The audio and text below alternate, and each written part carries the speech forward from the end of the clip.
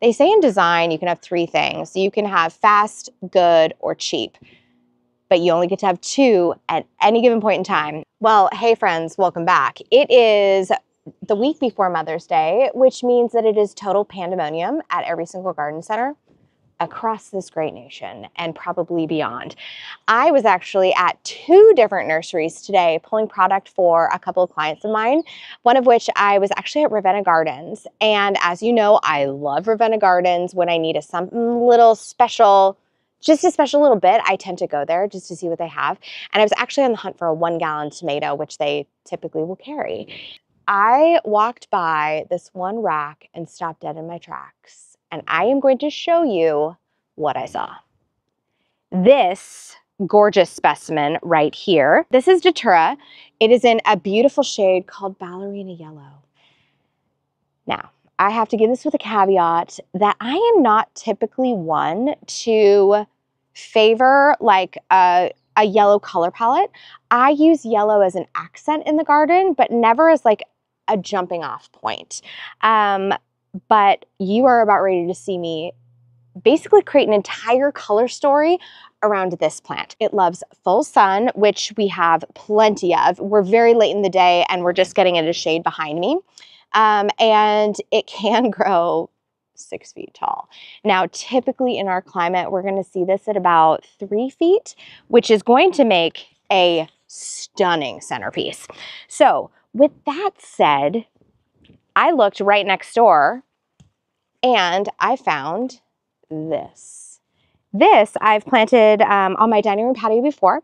This is a Butylon. This is called Yellow Lucky Lantern. It is commonly referred to as a flowering maple. This one, height 16 by 16, so 16 inches by 16 inches wide. I would say these grow a little bit taller for me, and they have the most delicate, just little droopy downer facing blooms and a really interesting leaf shape.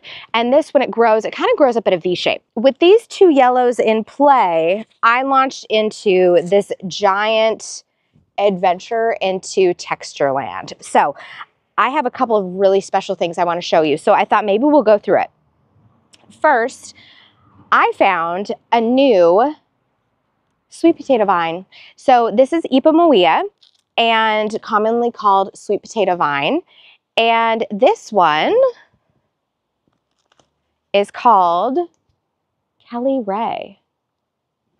This sweet potato vine is so interesting. It has a gorgeous mottled leaf. It's got the depth of the blackie that I love and a mid-tone green, which I think is really interesting. And just to compare it to a marguerite, look at that. So you get a beautiful heart-shaped leaf, but the vibrance is like, it's just so incredibly different. I was so blown away when I found this. Okay, a couple other little treasures that are newer to me. Actually, let's do this. If you guys go back and watch my video where I went through Ravenna Gardens for inspiration, one of the things I saw was this lobelia. It's called Rift Blue, and I ended up ordering this from my wholesaler, and it got delivered 2 weeks ago, and I have been saving this for a special project. And so this is lobelia Rift Blue, and the petal is really interesting.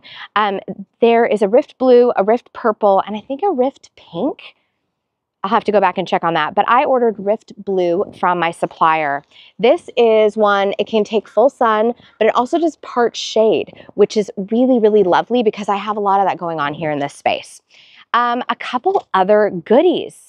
Okay, this one I don't see a lot of people use, but this is something that I like to use when I need what I call a twinkly bit. I need something that's like light and feathery and just a little extra something something. This is a euphorbia.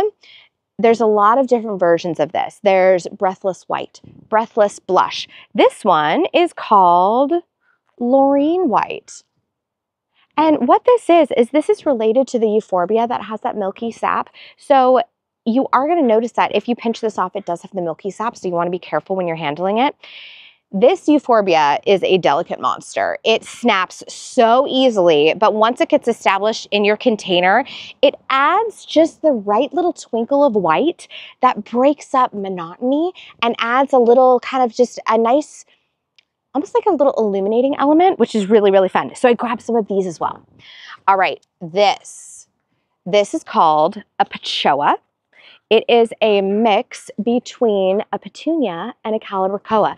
So what's cool about a Pachoa is you don't get that like weird sticky leaf thing that a lot of petunias kick off, but you still get this really, really vibrant bloom, but the bloom is a little bit smaller like a calibrachoa. I have gotten this in Caliburst Yellow. This is really lovely, zones 10 through 11. I will typically treat this as a semi-cascading element because it's gonna fill about 10 inches by 10 inches. It'll look really beautiful draping down. And actually, if you look at this, we could do this together. If you look at this beautiful combination, this is stunning because it's almost like the mid-tone green of this Pachoa picks up on the green in this sweet potato vine, and they just marry together beautifully. And I talk about this a lot. I don't like my plants separated. I like them looking like they're having a good time. So I like it when they commingle and fill up a space really, really well. This little coleus. Okay, this coleus is called Premium Sun Dark Chocolate. Now, I'm going to trial this one. I like to trial a lot of these things before I use them with a client. And coleuses are one of those plants that I really pay attention to because sometimes they'll put out a coleus and they'll be like, oh, it's full sun. And I'm like, it's not handling my full sun. So this one says it will take full sun. I think I might actually try it in that most forward pot that just gets blasted from sun up to sundown. And I'm going to see how she handles. And I really loved how it contrasted here. I just thought it was a beautiful, beautiful element. And this one, this Premium Sun Dark Chocolate, she is gonna get 2 to 3 feet tall. So I'm very excited about that. Okay, this one.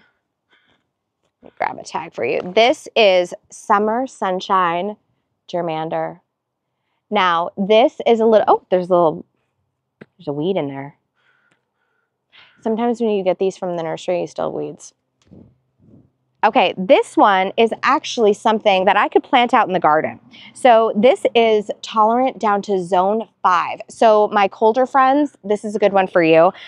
It is bright yellow leaves. Height is only 6 to 12 inches. Width is 12 to 18 inches. Drought tolerant once established and evergreen. I mean, this ticks a lot of boxes. And so part of me, I love to use a perennial or something that is an item that when I am done using in a container, I can take this and I can actually add, this actually would be really pretty in my boxwood border down here. Potentially replace some of the ladies' mantle and throw this in. This could be a stunning element. And it looks like it kicks off a really sweet little pink flower, which is pretty classic of a germander. That was another fun one that I discovered. Oh, okay. I want to also show you another perennial.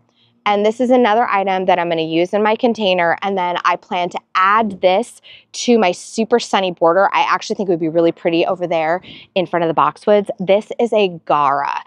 If you do not know this plant, this is beautiful. It is commonly referred to as whirling butterflies. Obviously, we are not budded up right now, but it kicks off these just gorgeous, gorgeous spires. And look at that. And this one is a variety called So White. This particular variety, it's actually a petite one. So height is only 1.5 feet. Width is about 1 foot as well. So in this dining patio where I don't have a lot of space, this is a really fun one that I get to tuck in.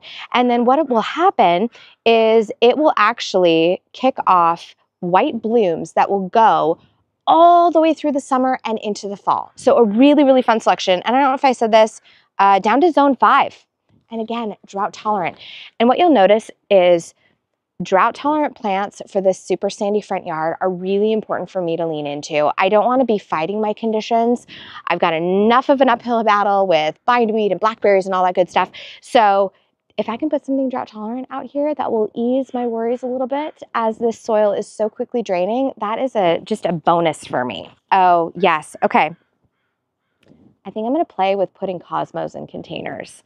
This is a cosmo that I've grown in the cut flower garden. I have seeded it in gardens before, and this is called Sonata White. I actually have a whole bunch here that I have ordered in packs, and this is actually a really good money-saving tip. They say in design you can have three things. You can have fast, good, or cheap, but you only get to have two at any given point in time. So right here, one of the things that I will do is in certain plants, I will choose them in a pack. And the reason why is I can get a lot of bang for my buck. I may have to wait a little bit, but honestly, not that long for it to get to this size, but look how much I'm getting. So this would be an example of good design and inexpensive design. I get a lot of bang for my buck. And the fun thing about this is it catches up in no time. I'm kind of thinking, and I wanted to buy one that was already bloomed so you guys could see.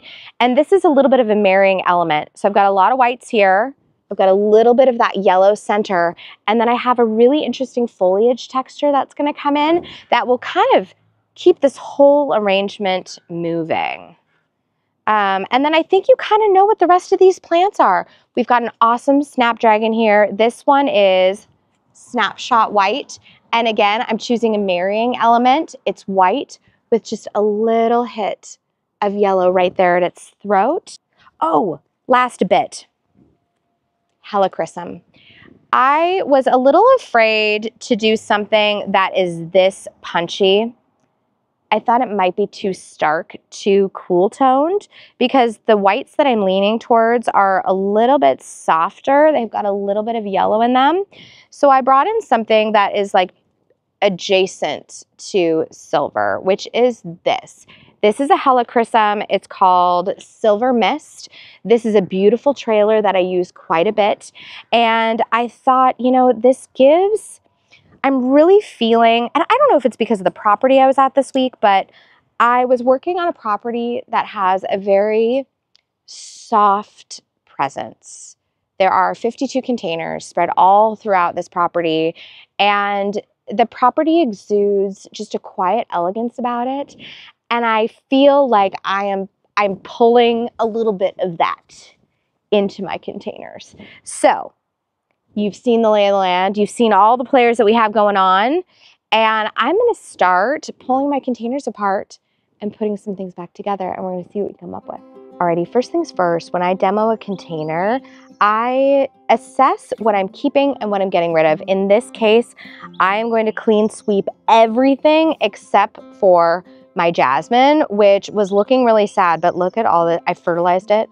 Look at all this gorgeous new growth. And that, I think it's gonna turn into a bud. So exciting. Okay, so I'm gonna demo all of this. I think I'm gonna keep my little sedum in the back here.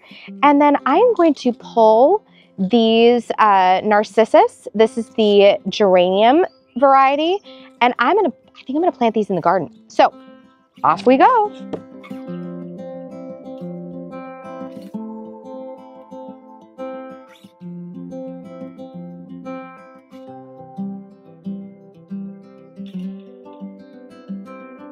And as with all my containers, as soon as I have them stripped out, I sprinkle in a little dusting of some organic fertilizer, mix it around, and then before I put any plants in, I am going to set my level that I want, and I want to fill it up to about here with potting soil. And I hate pushing back around plants. And so I'm gonna go ahead and fill it up about here with potting soil, put in my centerpiece, and then we're off. So I think I would like this guy right here, just nice and full. But now I've got a lot of green on green action here, and so I need to start breaking this up. So part of me thinks that that might be fun there. Okay, interesting, interesting. Ooh, actually, this also might, actually I think I'm gonna do this. Okay, this one is a plant that I use quite a lot. This is called Plecanthus Lemon Twist. And I have stretched this between full sun, part sun, and it is a really good performer. So I think doing 3 of these kind of around like that is gonna be super fun. I might wanna bring in a little twinkly bit like that. And then, let's see here. Ooh, that is really, really pretty too. Okay, I'm really liking this. So I think for trailers, I may utilize some of this and I may use some of this as well. Okay, I think this is gonna be my color story here. Oh yeah, I might have gone for the gusto here with how much potting soil I put in. Ooh, that is root bound.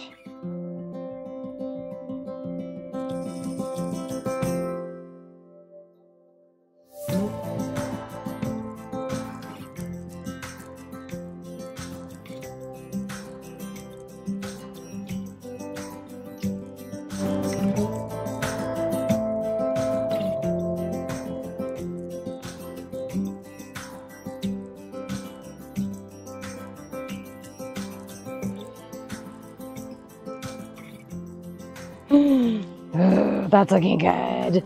It's looking good, looking good. It's Billy Ray Cyrus. That's so good.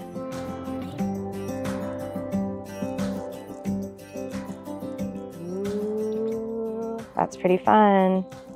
That's pretty fun. Okay, I think I'm gonna add, I like the idea that this little Cosmo would like be peeking out here.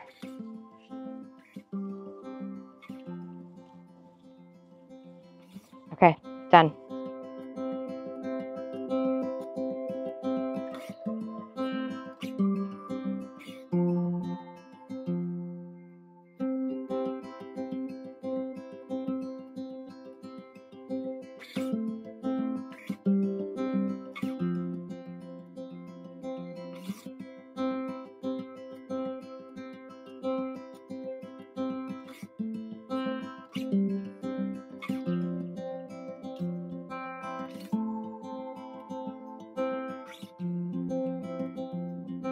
I feel like I want a quiet moment in with all of these riotous pots. And so I'm just gonna do 5 of these beautiful Cosmos Sonata White with my Coca-Cola Sedum, because I just want it to be, yeah, I just don't think we need to go crazy. And I also think this would be so fun, just overflowing with a lot of movement. I love my saxifrage. I might get a little bit more out of them. There's still a couple of buds, but I think I might go. Oh, what do I do? I think I'm gonna let him go. I think I'm gonna let him go because this guy, I need more fullness around the base. Okay, it's happening. I'm gonna find another little spot for these, I think, in the landscape. Or maybe I'll give them to a friend of mine. She has like the perfect garden for this. I do have a lot of friends that I give away plants to. I just don't like to see plants go to waste, you know? My gosh, look at this root mass that I already sent out. Jeez. Wow, look at that. Okay, we're gonna try to leave that all intact. I'm gonna make for a healthier transplant.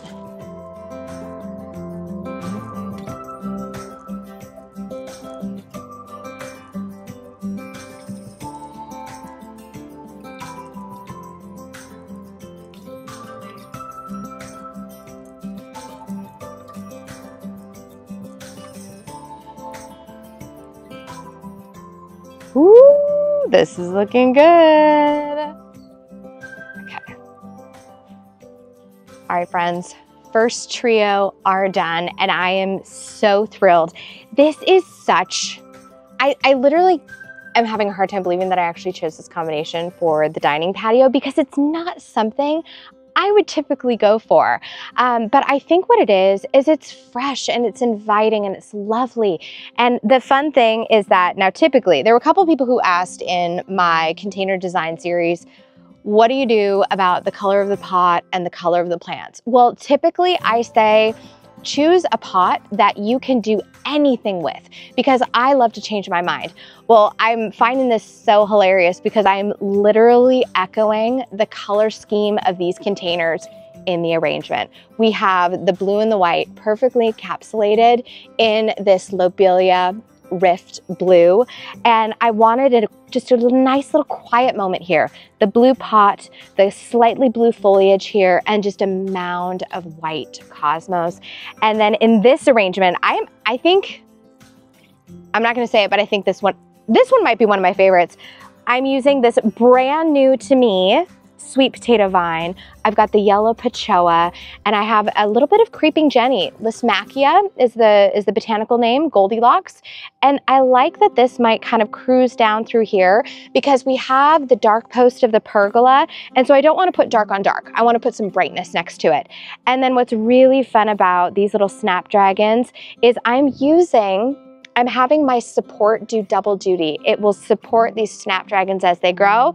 And then of course, it will support this stunning Ragucci clematis. And I don't know if you guys can see this up here, but I have we're gonna zoom in on it, yeah?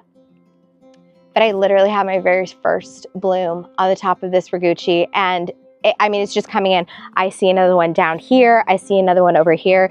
It's just like off to the races. Okay, I wanna show you this one. Okay, this is another phenomenal, I'm just so darn excited about this.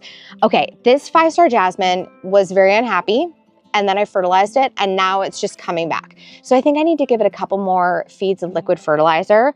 We have this Detura in here, and I don't think I mentioned this at the beginning, but the difference between the angel trumpet vine and the devil's vine is that the angel trumpet vine, they will grow up like this, and then as they mature, they will dangle down almost like a little bell shape.